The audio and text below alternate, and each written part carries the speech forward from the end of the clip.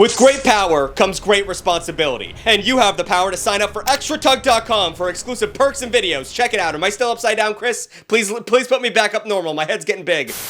My girlfriend has a condition called spelunkophobia, where she has a panic attack at the thought of being in a cave. She hates underground, contained spaces. So I'm making a whole video about that because f*** her. But in all honesty, she's probably right, because being in a cave, going underground is a nightmare. I don't know why people do that for fun. The cave divers? Are you insane? When I talked with my team, yes, I have a team, about making this video, they wanted me to actually go cave diving. And I said, F you. Are you kidding me? Chris, bleep that. It's too early in the video to swear. There's nothing anyone can say to get me below the Earth's crusts in any capacity. It's dark, it's cold, and it doesn't belong to any of us until we're dead. And even then, we can't, we're dead. So I don't need any actual information to know that it sucks. But since I'm making a video about it, I had to get a lot of information on why it sucks. So today we're talking about why caves and being underground sucks. And also how there might be mole people. I didn't write anything down about that, but that might be a thing. I've watched a lot of dark YouTube documentaries. I'm tired of this, Grandpa. That's too damn bad!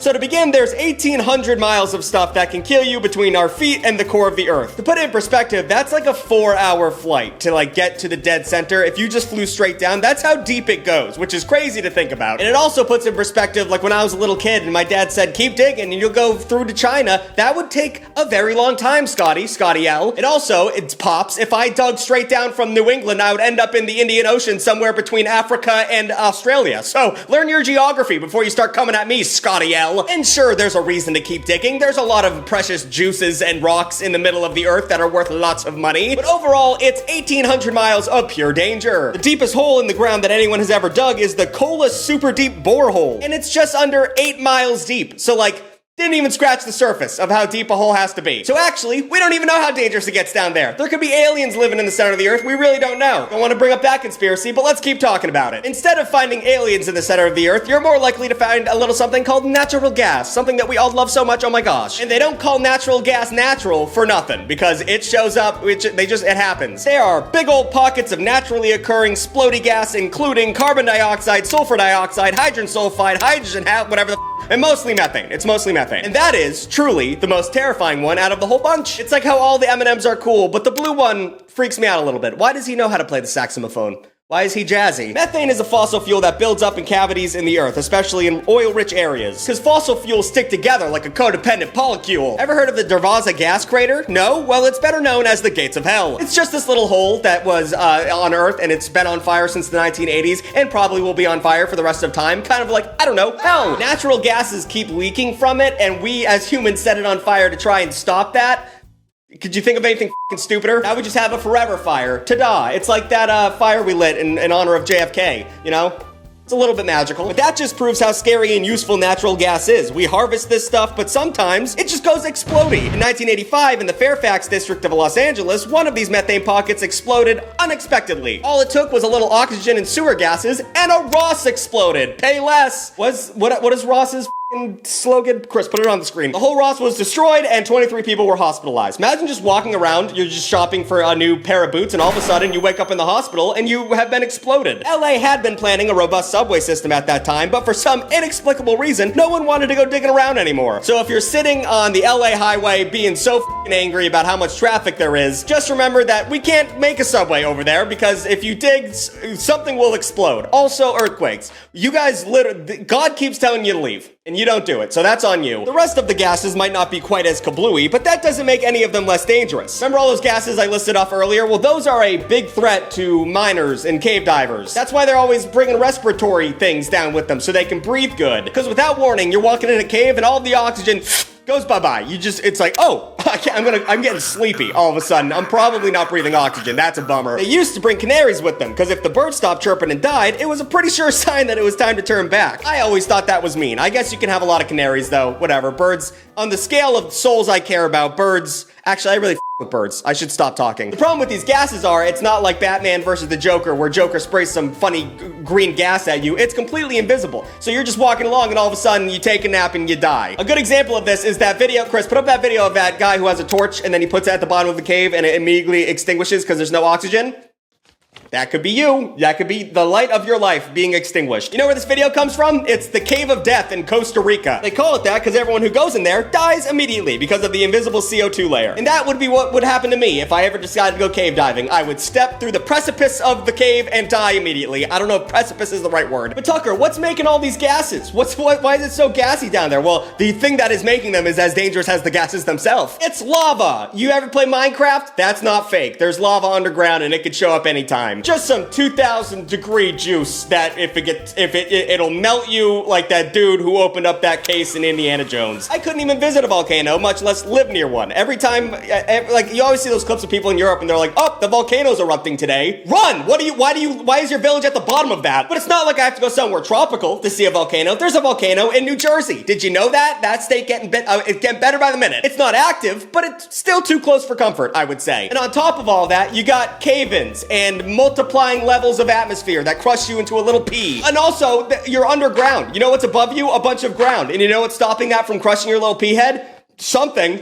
You're in a hole. You know what happens to holes? They fall apart. You know, that thing, you can just get crushed at any time. Why would you go under the ground? Underground sucks. Moving on. Well, it's the point of this video, but moving on to a new topic. That's all the outright, inarguably dangerous stuff, but there's still a bunch of that happens underground that actually scares the piss out of me. For example, darkness. I am 27, about to be 28 years old. I'm afraid of the dark. And when people make fun of me for that, why would you not be afraid of the dark? You can't tell what's in that. It's human nature to be afraid of what you don't understand. Who knows who broke into my apartment in the middle of the night when I go to take a piss? Who knows what kind of ghosts are around? I'm trying not to believe in ghosts, but I do. And going underground means it is pure darkness. There's parts in that cave that the sun has not seen in the history of the earth. You literally cannot see your hand 2 inches in front of your face because it is so dark down there. And yeah, you can bring a flashlight, but you know what flashlights need? Batteries. You know what happens to batteries? They run out. And then you're just stuck in a cave in the middle of darkness, and then you hear a drip and you piss yourself. And it's not like you're in the darkness alone in the cave. Things live in caves. A lot of things live in caves. Bugs, snakes, and bats. Those are the 3 things you gotta really worry about when you're in a cave. First, let's talk about bats. I think they're cute when I see pictures of them, but when one goes near me and goes, ski, ski, ski, and it gets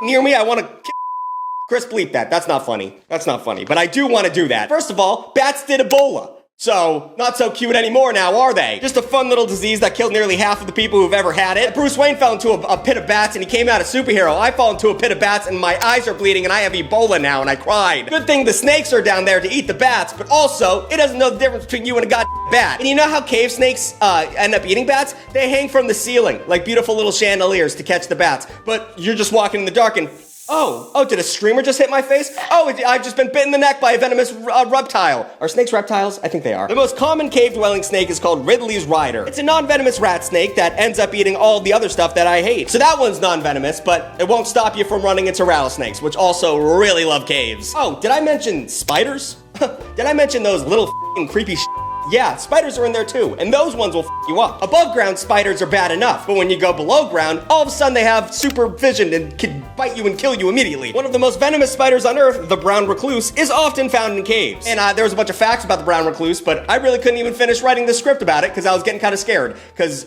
this is the basement I'm in right now, and if there's a brown recluse in here, I don't know where they're from. You know, I didn't look it up because I was scared, so I stopped looking. I'm not going down to that deep dark hole because the spiders might be there. And you know what also might be down there? Mole people. I said I was gonna talk about them. We're talking about them right now. I know they're not real, but the concept of them still scares the shit out of me, and who's to say they're not real? You know? If you're brave enough to believe in Bigfoot and the Loch Ness Monster, you should be believing in mole people, because that story sounds a lot better. Just people who got lost one time and they got stuck underground and then they found a way to live and now they can't see because they're blind and they're all up because they don't have sunlight and they're all pale and gross and disfigured. That's probably real. Why is this even a hobby? Who's signing up for this? Everyone who goes caving is on the same level to me as someone who goes wingsuiting. And you know how there's like a lot less wingsuiters nowadays? It's because they all died. And I know about caving the same way I know about wingsuiting is because YouTube shows me the worst that happens when people do these things. And I watch them every time, you know? I watch them as I go to bed and then I have nightmares about getting stuck in a cave. Who would have thought that was gonna happen? You've never been truly tense until you've watched Caveman Hikes. You see him cram himself through a spot smaller than my cat's brain.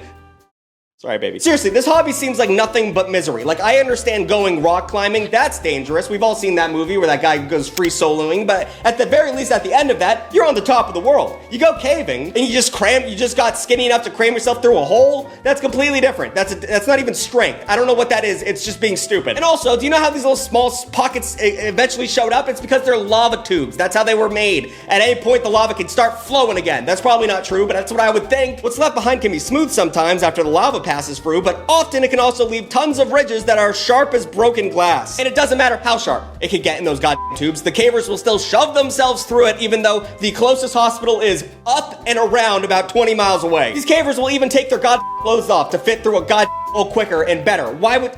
They're gonna find you naked and upside down, pimp. Do you want that for your children? You go through a hole, you come out, you're bleeding from a million tiny paper cuts, and then you end up in a bushel of daddy long leg spiders? That is literally something that they would do to you in hell, and I'm being dead serious. I know daddy long legs are not venomous, but f me. The concept of those long, that was a genuine reaction. I was not hamming that up at all. I had to scream that one out. I don't know if I want people to see that. That was a bummer. Just stop caving. Stop it. Knock it off. It's a dumb hobby. You're gonna die doing it. How about that famous meme where that guy got stuck upside down and they broke his arm and it still didn't work and then he died upside down. You want that? Good. You deserve it. Actually, let's talk about all this. All the mistakes that people make while they're caving. Remember that whole thing with baby Jessica falling down a well? It's a heartwarming rescue story from 1989 where a little girl fell down a well in her aunt's backyard in Texas. Rescuers saved her after 56 hours in the hole with her singing the Winnie the Pooh theme song to stay happy. It's such a good story that they made TV movies about it and everyone is so happy. Oh! And she's still alive. I'm pretty sure baby Jessica is adult Jessica now walking around and being happy, but that was a 56-hour rescue mission for a hole that looked straight up and down. You know what I mean? Imagine getting rescued when this you have to crawl through that's the size of an ant. If you know the caving world at all, you've probably heard about the Nutty Putty incident. In 2009, a 26-year-old John Jones went into the Nutty Putty cave in Utah with a few of his friends. Oh, the Nutty Putty cave. Oh, that sounds so fun. Nutty Putty? That sounds like a child's toy. Turns out it's a death trap. Somewhere along the way, John took a wrong turn and entered an area known as Ed's Push. There's nothing to see at this uncharted portion of the cave, and it ends going nowhere. He pulled himself into a downward turn that ended up getting wider at the bottom, and he managed to get himself stuck in that position that was completely impossible to get himself out of. Upside down and running out of oxygen. That's how I want to go. A huge rescue operation went into effect to try and save him. 137 people worked for 27 hours, but it was no use. In the end, they even decided it was too dangerous to try and recover his body, so he is still there, rotting away in a cave. That's you dumbass, if you ever think about doing this. Then the cave was permanently sealed, and a memorial was put at the entrance in John's memory. And this video is no longer funny anymore. I made it not funny because there's a sad memorial to a dumb man in a cave. I hope his family isn't watching, please. I'm sure they've heard enough about this guy, honestly. But now that we're all sad, let's talk about mining. Let's talk about Minecraft real quick, but in real life. I probably don't need to tell you how dangerous mining is. According to the US Department of Labor, between 1900 and 1947, anywhere from 1,000 to 3,000 coal miners died per year. That's a lot of people. I don't know how many 9/11s that is, but I'm an American, so I'm gonna put it in that perspective. Let's say at least one 9/11 a year. In 2020, ISHN rated mining as the third most dangerous profession in the US. Number one was logging, which I didn't think that was so dangerous. Maybe we'll talk about that later, but that's what you get for cutting down trees. They're angry and they're sentient. But mining disasters are like cave disasters on steroids. The fact that anyone, we can make shit with we don't need coal, we don't need special, I don't need a phone, you guys don't need to be watching this. We can go back to just raising crops. Why are we going underground for shit? For example, the Monica coal mine explosion happened in West Virginia in 1907. Two massive explosions in the mine collapsed the main entrance and the ventilation system. 350 miners were killed, and not instantly. A lot of them had a lot to think about before they died. If they didn't get hit by the blast, they suffocated due to that collecting gas we've already talked about. And as a reminder, the New Deal ended child labor in 1938, which was 21 years after this event. So a lot of those miners were minors.